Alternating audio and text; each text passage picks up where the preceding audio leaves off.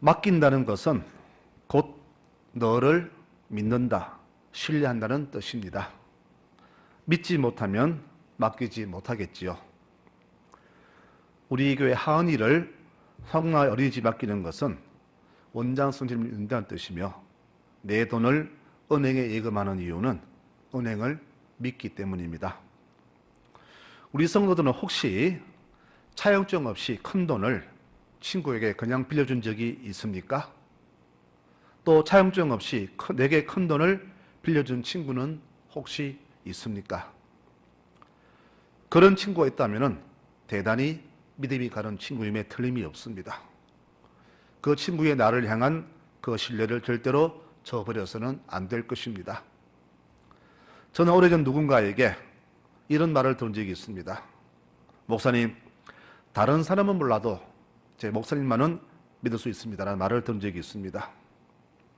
그 말이 지금도 귓가에 맴돌고 있으며, 나를 신뢰하는 그분에게 실망을 주지 않기 위해서 사람에게 신의를 잃지 않으려고 지금도 애를 쓰고 있습니다. 맡긴다는 것은 무엇을 맡기든 만든 자나 맡기는 자나 추호도 유혹에 흔들림이 없어야만 됩니다. 조금이라도 교신이 있다면 절대 맡길 수 없을 것입니다. 그래서 믿음이 뭐냐 물었을 때에 믿음은 우리 하나님께 모든 것을 다 맡기는 것입니다. 너희는 마음에 근심하지 말라. 하나님을 믿으니 또 나를 믿으라. 하나님을 신뢰하지 못한다면 내 인생을 절대로 맡기지 못하지요. 은행을 믿고 내 돈을 안심하고 맡기듯이 하나님을 믿기에 내 인생을 안심하고 맡기는 것이 바로 믿음이 아니겠습니까? 우리는 모두 다 하나님 믿는 사람들입니다. 그래서 우리를 가리켜서 남들이 신앙인이라고 부르지요. 신앙인은 세상이 아니라 하나님을 믿는 사람들입니다. 그런데 신앙인 가운데서 믿음이 아주 적은 신앙인이 있습니다. 믿음의 크고 적음은 하나님을 신뢰함이 크고 적음에 있습니다. 내 인생을 맡겼는데 아무리 생각해도 불안해서 견디지 못하겠다. 그래서 내 계획대로 내 뜻대로 내가 행해야겠다. 이것은 작은 믿음이고, 내 인생을 그분께 맡겼으니 혹시라도 중간에 신뢰가 흔들려도 그분이 모든 것을 다 해주신다는 사실을 철저히 믿는 것, 이것이 바로 큰 믿음입니다. 왕이여, 우리는 절대 저 우상에게 절하지 않을 것입니다. 우리 하나님이 우리를 반드시 살려주실 것입니다. 그러나 만일 그리 아니하실지라도 우리는 절대로 저 우상에게 절하지 않을 것입니다. 다니엘의 세 친구들이 한 말입니다. 하나님이 내 뜻대로 응답하지 않는다 하실지라도 나는 절대 그분을 배반하지 않겠다. 이것이 바로 신앙이며 이것이 하나님에 대한 우리의 최소한의 예의가 아니겠습니까? 하나님이 살려주시면 살고 죽이시면 죽겠다는 각오, 내가 죽으려 할 때 죽는 것이 하나님의 뜻이라면 기꺼이 죽음까지도 감사히 받아들이는 자세, 이것이 바로 믿음이 아니겠습니까? 내 아버지여, 할 수 있다면 이 잔을 내게서 지나게 하시되 그러나 나의 원대로 마시고 아버지 원대로 하소서. 저는 주의 계집종이오니 모든 것이 아버지 뜻대로 되기를 원합니다. 이렇게 응답했던 주님과 마리아의 그 신앙, 우리 기도가 바로 이런 기도가 되어야 할 것이며 우리 신앙이 영도는 되어야 하지 않겠습니까? 오늘 읽은 말씀은 다윗이 인생 말년에 과거를 회상하면서 부른 감사의 찬송입니다. 이 찬송 속에, 이 노래 속에 하나님이 어떻게 역사하셨나, 바로 다윗의 그 믿음은 어떤 놀라운 믿음을 결과를 가져왔는가 하는 고백이 이 찬송에 녹아 있습니다. 그 찬송의 고백은 세 가지입니다. 첫째는 내가 전쟁을 맡겼더니 나에게 승리를 주셨다고 다윗은 찬송합니다. 여호와여, 내가 주를 높일 것은 주께서 나를 끌어내사 내 원수로 하여금 나로 말미암아 기뻐하지 못하게 하심이니이다 라고 찬송하지요.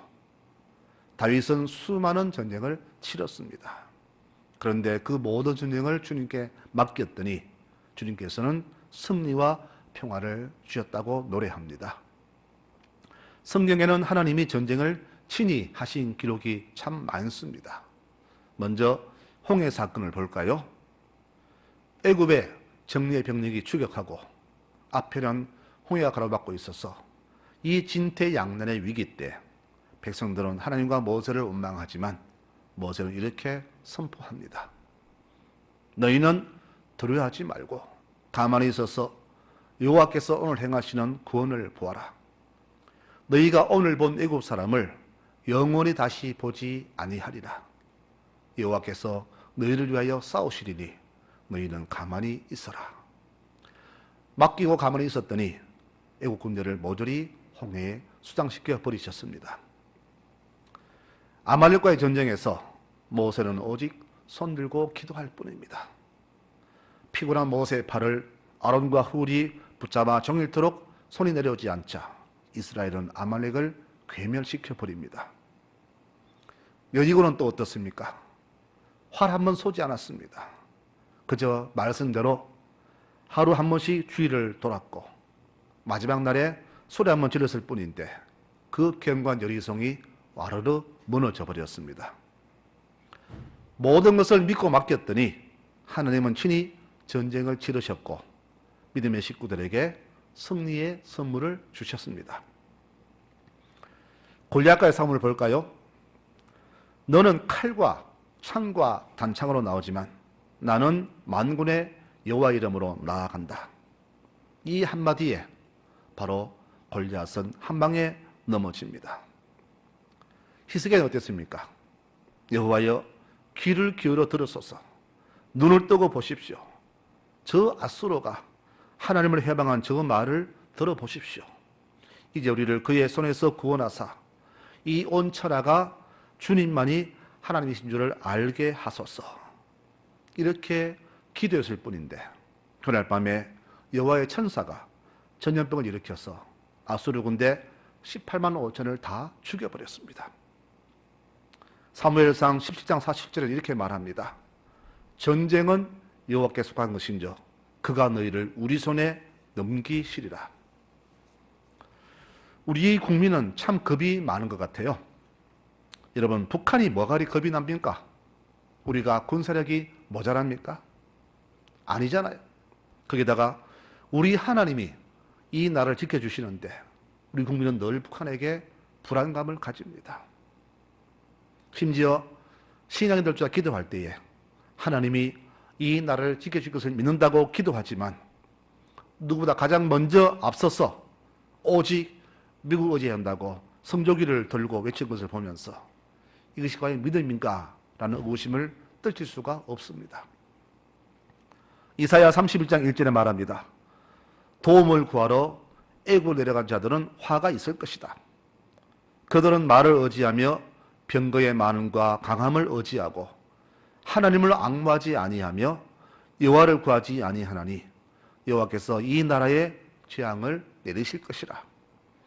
애굽은 사람이요 신이 아니며 그들의 말들은 육체요 영이 아니라.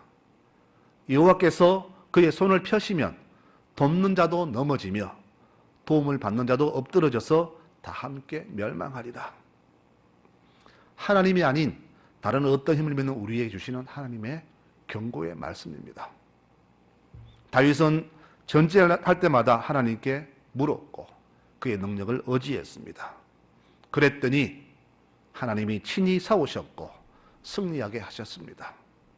다윗은 바로 그 모든 지난 날을 회고하면서 이 은혜를 찬송하고 있는 것입니다. 성도 여러분, 나라가 위험하다고 곧 전쟁 날 것 같다고 온 국민이 난리법석입니다. 그래서 이 나라 바로 쏘겠다고 반국가적인 행위를 스스럼없이 저지릅니다. 그러나 우리 성도들은 절대 그렇게 해서는 안 됩니다.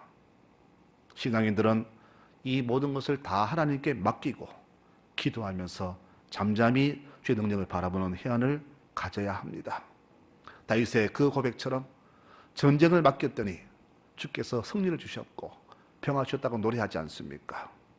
성도 여러분, 이 나라의 국방을 하나님께 맡기십시다. 우리는 그저 기도하면 됩니다.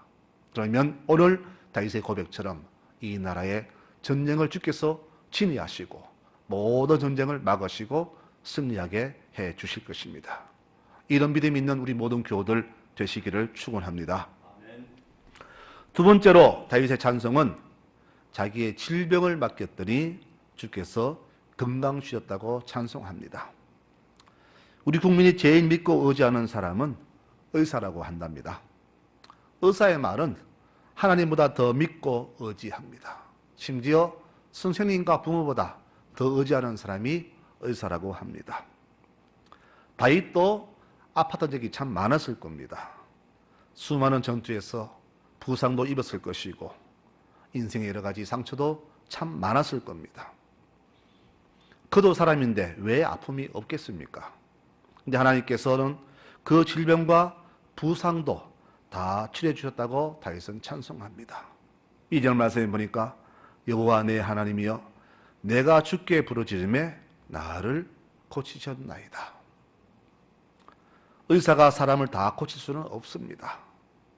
그들이 포기한 병이 소위 부치병이잖아요. 자기들이 못 고치는 병을 그들은 그렇게 부릅니다. 그러나 하나님 못 고치는 병은 없습니다. 예수님은 그 당시나 지금이나 의사들이 못 고치는 병들을 다 고쳐주셨습니다. 이렇게 치유받은 사람들의 특징을 보면은 다 주님께 맡긴 사람들입니다. 내가 너를 고칠 줄 믿느냐? 예, 주님 믿습니다. 주를 찾고 믿으며 멀리서 찾아왔고 만사를 제쳐놓고 주를 찾았습니다. 수많은 수모도 감수했고 또 고쳐달라고 고함도 질렀고 애원도 했습니다. 주의 능력을 믿지 못한다면 할 수 없는 그런 일들이죠. 그들의 그 믿고 맡김 다 치유로 찾아왔습니다. 백성이 광야에서 불평할 때에 불뱀을 보내서 죽게 했습니다. 그때에 구리뱀을 장대에 달아서 보는 자들은 나을 것이라고 하자 소위 지식인들은 보지 않고 코웃음 치다가 죽었지만 그래도 순전한 자들은 믿음으로 보았고 다 나았지 않습니까? 인간의 이성이 다 옳은 것 같지만 인간의 이성만큼 어리석고 무지한 것도 없습니다. 인간의 지식이 지금 우리를 지배하는 것 같지만은 이 지식만큼 어리석고 무지한 것이 또 어디에 있겠습니까? 잠언 3장에 말합니다. 너는 마음을 다하며 여호와를 신뢰하고 내 명철을 의지하지 말라. 스스로 지롭게 여기지 말지어다. 여호와를 경외하며 악에서 떠날지어다. 지금 우리 삶에 불치병 같은 그런 아픔이 얼마나 많습니까? 이럴 때 우리 시간들의 행동은 오직 주님을 믿고 다 맡기는 것이 아니겠습니까? 믿음의 기도는 병든 자를 구원한다. 주님이 그를 일으키신다. 의인의 간구는 역사하는 힘이 크다라고 했습니다. 여호와 하나님은 우리 연약함을 친히 감당하시는 분이시오. 치료의 광선을 비추셔서 우리를 치료하시는 여호와 라파이십니다. 사랑하는 성도 여러분, 인생의 질병들, 육신의 병뿐 아니라 인생 여러 가지 많은 질병과 같은 문제들까지도 다 주님께 맡기시기 바랍니다. 믿고 맡길 수 있는 믿음이 있을 때 주께서는 큰 역사를 일으키십니다. 내가 할 수 없는 일을 붙잡고 울 필요가 어디 있겠습니까? 불가능한 일을 두고 근심 걱정할 필요가 어디 있습니까? 다 주께 맡기고 잠잠히 기다려 보십시오. 놀라운 은혜가 우리에게 임할 것입니다. 다윗은 과거를 회상하면서 이 모든 걱정 앞에서 맡겼더니 주께서 고치고 회복하셨다고 그렇게 감사하며 찬송을 합니다. 우리 모든 교우들의 삶에 이러한 귀한 치유의 은혜에 감사드리는 찬송이 넘쳐나기를 축원합니다. 맡기십시다. 주께서 다 역사하시고 치유하셔서 우리에게 감사한 찬송이 퍼져나오게 해 주실 것입니다. 그러려 넘치는 우리 모든 교우들의 삶이 되시기를 축원합니다. 마지막 세 번째로 슬픔을 맡겼더니 기쁨을 주었다고 찬송합니다.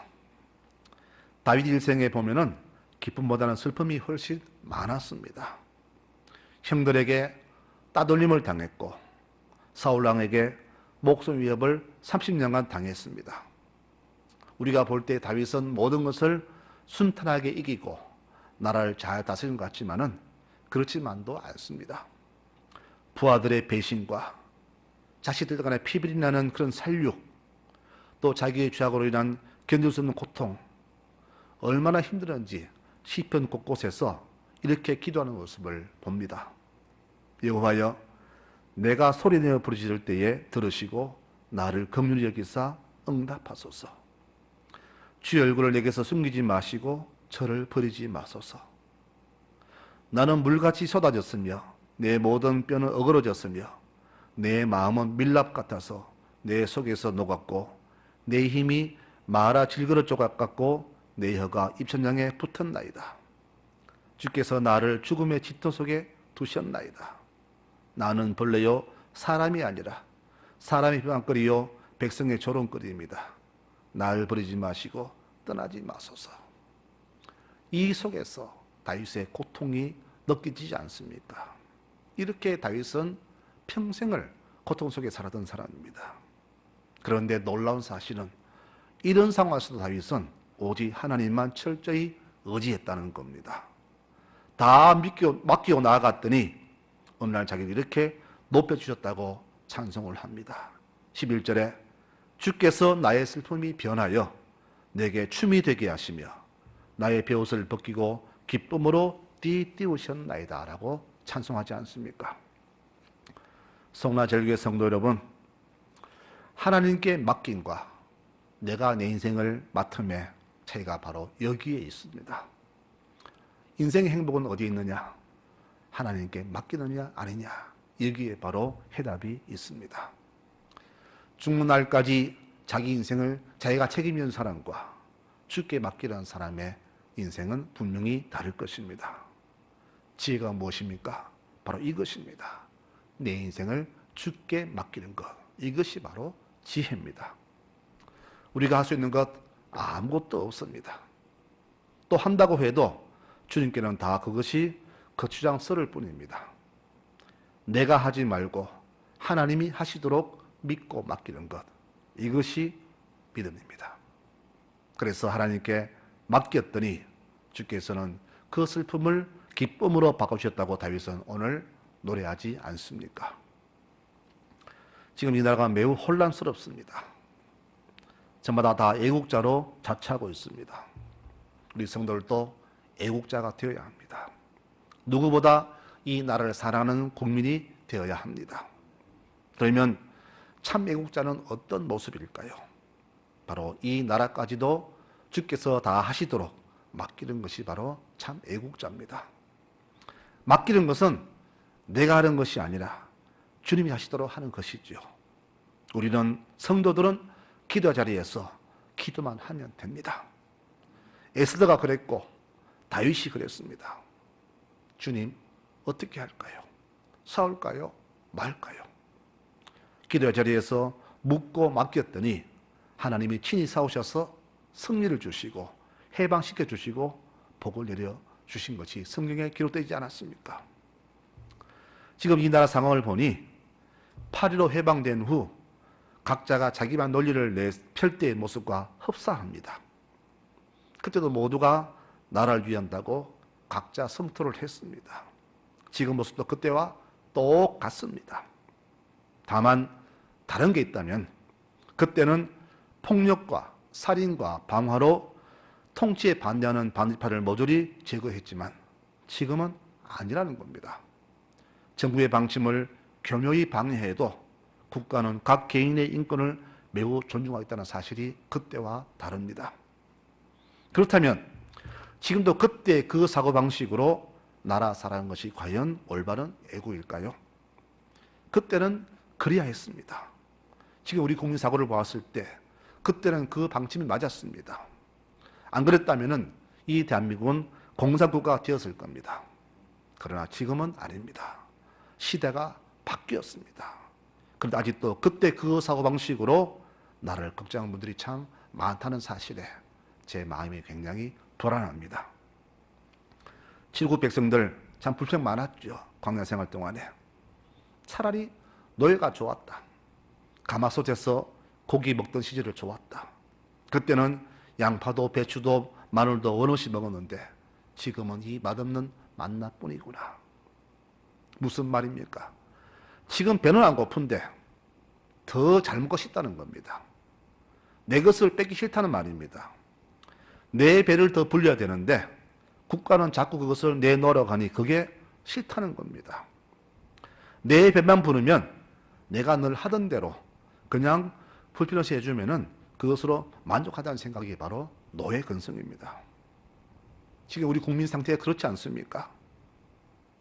의사들의 파업은 참 이해가 안 됩니다.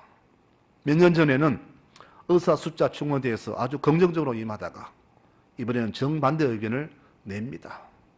이게 무슨 여유인지요. 내게 조금만 손해가 오고 불편해도 불편한 모습을 아직도 노예 근성을 버리지 못하고 있습니다. 내 자식들은 나처럼 살지 않게 해야지. 이것은 모든 부모의 바람이 아닙니까?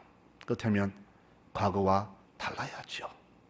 변화는 처음에는 낯설고 불편하지만 적응되면 곧 새롭지 않습니까?